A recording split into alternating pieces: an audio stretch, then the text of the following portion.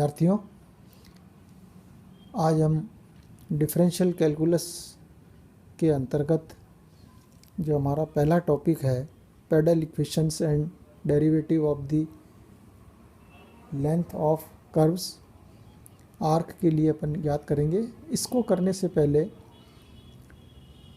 हम polar coordinate system के बारे में थोड़ा सा जानना चाहते हैं कि किस प्रकार से ये सिस्टम वर्क करता है।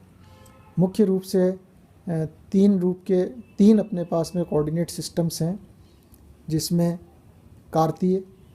कार्टेशियन, जिसको आप बहुत अच्छी तरह जानते हैं, एक्स एक्सिस, वाई एक्सिस, और जो ये पॉइंट ओ है ये मूल बिंदु कहलाता है। किसी भी पॉइंट पी एक्स वाई के कोऑर्डिनेट ज्ञात करने के लिए ये अपने पास एक्स है, यहाँ से लंब डाल दीजिए तो वाई हो जाएगा। और अपना जो काम है अभी पोलर कोऑर्डिनेट सिस्टम से है। इसके अंदर कोई भी पॉइंट अगर हम यहाँ लेना चाहते हैं वक्र के ऊपर, तो वक्र के ऊपर अगर आप कोई भी पॉइंट P लेते हैं यहाँ पे, है ना, तो P पॉइंट को हम आर थीटा से दिखाएंगे।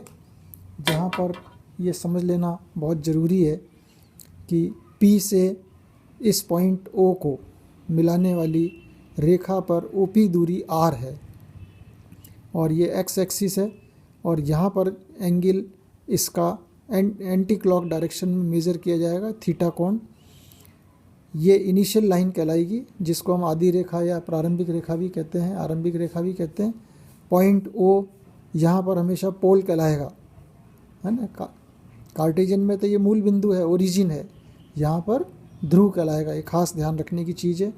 और ये जो दूरी OP है ये ध्रुवांतर रेखा कहलाएगी, रेडियस वेक्टर। और ये जो कोण है ये कहलाएगा ध्रुवांतर कोण, वेक्टोरियल एंगल, और ये आदि रेखा, है ना। और इसी पॉइंट P को अगर हम कार्टेशियन में अगर एक्स वाई कहें तो x की value r cos theta, y बराबर r sin थीटा, स्क्वायर करके ऐड कर लो तो r की value x square plus y square under root theta बराबर tan inverse y upon x। एक सिस्टम अपने को आगे और ज़रूरत पड़ेगी, ये है इंट्रिंसिक या नेज सिस्टम। इसके अंदर ये कोई भी एक वक्र है, इस वक्र के ऊपर ये फिक्स्ड पॉइंट होता है A, स्थिर बिंदु, और वक्र के ऊपर दूरी नापी जाएगी। अगर इस पॉइंट की वक्र पे दूरी स्मॉल s लेते हैं और इस पॉइंट P के ऊपर टेंजेंट खींचेंगे जो x एक्सिस से कोण साई बनाता है। एंगल सारे यहाँ भी और इधर भी पोलर में भी वही एंटी क्लॉक डायरेक्शन पॉजिटिव लेते हुए चलना है। तो ये टेंजेंट का जो कोण है x एक्सिस से ये साई है। तो इस सिस्टम में पॉइंट के निर्देशांक s साई से देंगे। तो ये बेसिकली थोड़ा सा अपने को जानकारी के हिसाब से अपन ने इसको देख लिया है। अब अपन चलते हैं स्पर्शी तथा ध्रुवांतर रेखा के बीच कोण फाई ज्ञात करना, है ना। तो इस कोण को ज्ञात करने के लिए हम क्या करते हैं, वही अपना पोलर सिस्टम यूज़ कर रहे हैं। पोलर सिस्टम के अंदर ये पोल, इनिशियल लाइन, और ये हमारे पास में एक वक्र है जिसके ऊपर पॉइंट P पर एक टेंजेंट खींच लिया है। P के निर्देशांक r थीटा है और P को O से मिला दिया, तो ये ध्रुवांतर रेखा हो गई। तो ये तो हो गई ध्रुवांतर रेखा, और ये हो गई अपने पास में स्पर्श रेखा। इन दोनों के बीच का कोण फाई, ये हमको ज्ञात करना है, ठीक है। तीन तरह के कोण चलते हैं अपने पास में, थीटा, फाई, और अभी ऊपर देखा था अपन ने साई। टेंजेंट का जो भी एक्सिस से कोण होगा वो हमेशा साई होगा, है ना। और थीटा जो है वेक्टोरियल एंगल, ये आपका ध्रुवांतर रेखा का इनिशियल लाइन से कोण थीटा, और फाई जो होगा ध्रुवांतर रेखा और टेंजेंट के बीच का कोण जो हमको निकालना है। यहाँ से डेल्टा थीटा अगर कोण पे इसको विस्थापित करें, वक्र के ऊपर दूसरा पड़ोस का बिंदु लेवें Q, तो इसके निर्देशांक r plus delta r, theta plus delta theta, जहाँ पे डेल्टा r डेल्टा थीटा बहुत स्मॉल है, ये डेल्टा थीटा कोण हो गया, क्योंकि ये पूरा का पूरा थीटा प्लस डेल्टा थीटा हुआ, तो ये डेल्टा थीटा हो गया अपने पास। और यहाँ से हम क्या करते हैं, एक लंब डाल देते हैं ध्रुवांतर रेखा OP के ऊपर, ये M पॉइंट। तो एक तरह से ये अपने पास QPM, ये एक ट्रायंगल बन गया है QPM। ठीक है। So phi is equal to angle Q P M when Q tending to P. जब ये क्यू बिंदु पी की तरफ अग्रसर होगा तो क्या होगा कि यहाँ पर जो टेंजेंट था वो टेंजेंट अपने यहाँ आ गया, वो टेंजेंट आगे खिसका, और जैसे जैसे पी के नज़दीक आता आता और कहाँ चला गया, ये टेंजेंट बन गया। तो जैसे ये टेंजेंट बना तो ये अपना कोण फाई मिल गया यहाँ पे। So phi is equal to angle Q P M whenever limit Q tending to P.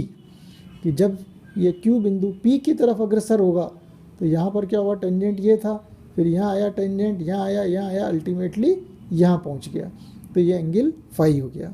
दोनों तरफ टेंजेंट ले लीजिए। So tan Q P M बराबर tan phi limit Q tends to P, और tan क्यू पी एम ये अपन यहाँ से निकाल सकते हैं लंब बटे आधार से। So Q M upon P M, और क्यू एम की वैल्यू चाहिए तो इस ट्राइंगल को यूज़ करेंगे ओ क्यू एम से। तो इसमें ये पूरी दूरी तो हो गई r प्लस डेल्टा आर, और ये एंगल हो गया अपने पास में delta theta. So Q M की वैल्यू हो गई r plus delta R sine delta theta, लंब अपॉन कर्ण से निकाल लीजिए। और पी एम को हम लिखेंगे O M minus O P.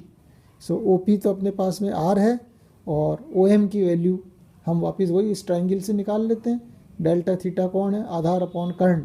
So it is r plus delta R cos delta theta.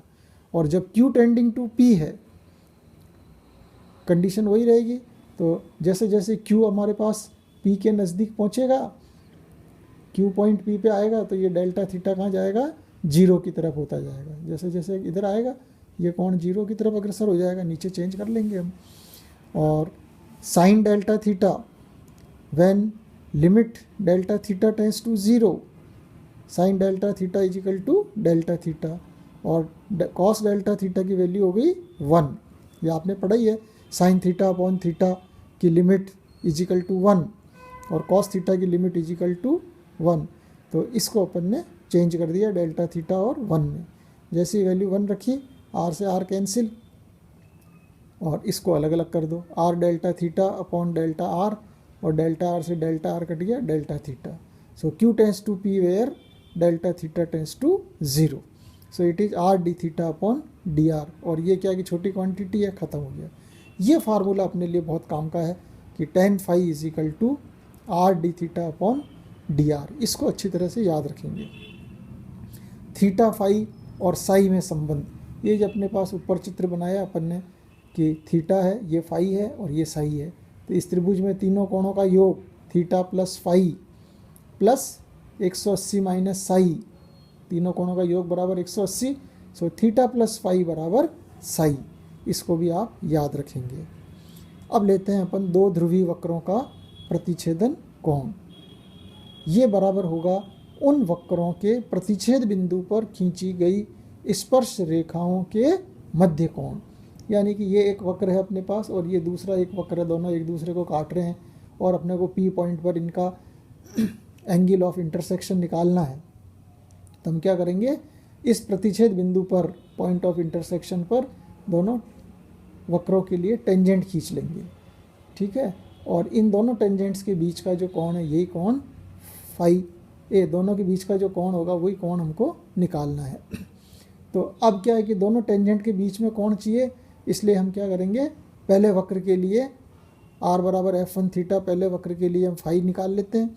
ऐसे ही दूसरे वक्र r बराबर f2 थीटा के लिए फाई निकाल लेते हैं और दोनों फाई को घटा देंगे तो उन वक्रों के बीच का कोण फाई बराबर फाई 1 माइनस फाई 2 आ गया, या फाई 2 माइनस फाई 1 भी कर सकते हैं। और कभी कभी इसको सिंप्लीफाई करने की ज़रूरत होती है, तो दोनों वक्रों को आप tan फाई मालूम कर लो, है ना। तो इसलिए हम क्या करेंगे, दोनों के लिए tan ले लेते हैं। यहाँ पे tan फाई बराबर tan फाई 1 माइनस फाई 2, इस पे फार्मूला लगा दो, tan phi 1 minus tan phi 2 upon 1 plus tan phi 1 phi 2। यहाँ पर सारी वैल्यू रख देंगे और इसको आप सॉल्व कर लो, तो यहाँ से tan फाई की वैल्यू आ जाएगी, तो फाई पता लग जाएगा, tan इनवर्स जो भी आएगा सॉल्व हो जाएगा। फिर भी अगर कभी दिक्कत आएगी तो हम क्या करेंगे, दोनों वक्रों को सॉल्व करेंगे, दोनों वक्रों को सॉल्व करके और उसको भी हम यहाँ पर यूज कर सकते हैं। नेक्स्ट अपन लेते हैं कंडीशन ऑफ ऑर्थोगोनलिटी, लंब कोणीयता की शर्त, कि जब हमारे पास दोनों वक्र अगर 90 डिग्री पे काटते हैं तो हम कहेंगे कि ये हमारे पास में वक्र लंब कोणीय वक्र है, और उसकी जो कंडीशन बनेगी वो कहलाएगी लंब कोणीयता की शर्त। सो फाई इक्वल टू 90, तो जैसे फाई 90 रखा तो tan 90 बराबर 1/0, 1/0 करते ये सारा 0 और tan फाई 1 फाई 2 बराबर -1, जो आप करते ही थे पहले m1 m2 बराबर -1।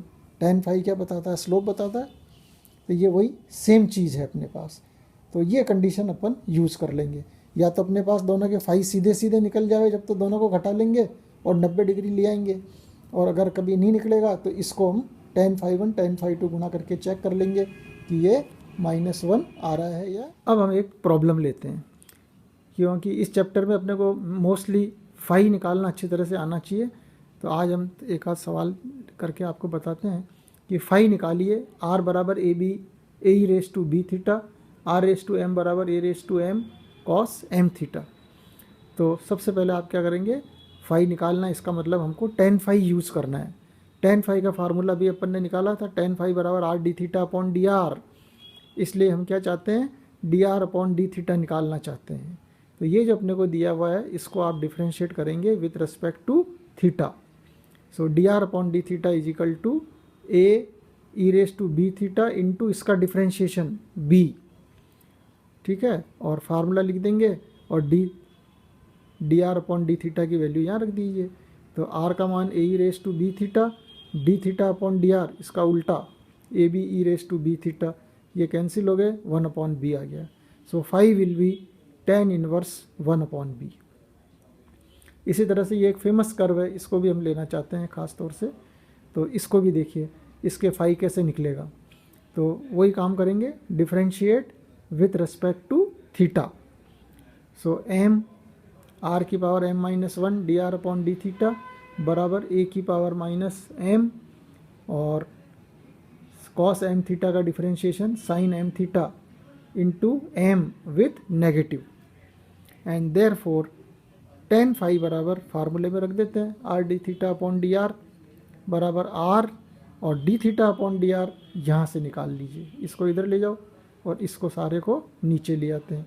तो r की पावर m-1, m दोनों साइड से कट गया, माइनस तो है ही, a की power m sine m theta नीचे आ गया, and this is equal to r की पावर, इसको साथ रखो, m विथ नेगेटिव a की power m sine m theta, और r रेस टू m अपने को सवाल में दिया हुआ है, r रेस टू m बराबर a raise to m cos m theta, ये यहाँ पे वैल्यू रख दी अपन ने।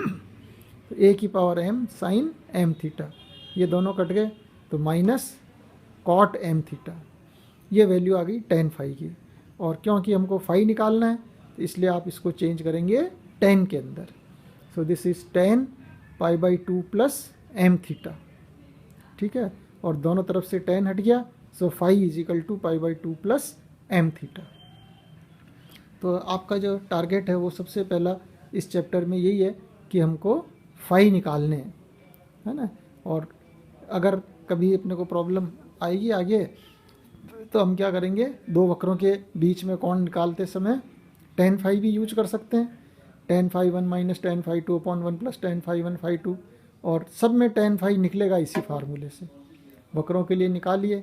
और अगर सीधी अगर फाई की वैल्यू निकल जाती है ऐसे, जब तो आप क्या करेंगे, फाई 1 फाई 2 को घटा सकते हैं डायरेक्टली, और नहीं निकलेगी तो tan फाई 1 tan फाई 2 निकालो और उसके अंदर वैल्यू रख देना। तो इस प्रकार की ये जो जनरल प्रॉब्लम्स हैं ये आपको इस वाले एक्सरसाइज में करनी है ना। और बाकी अपने को पेडल इक्वेशन इस चैप्टर में लेना है, अपना टारगेट अगले लेक्चर में पेडल इक्वेशंस का ही पकड़ेंगे हम, और उसमें P क्या होता है P ज्ञात कर लेंगे और फिर R में संबंध निकालेंगे, उसको हम अगले लेक्चर में लेंगे। आप अपनी प्रॉब्लम्स करते रहिए आराम से।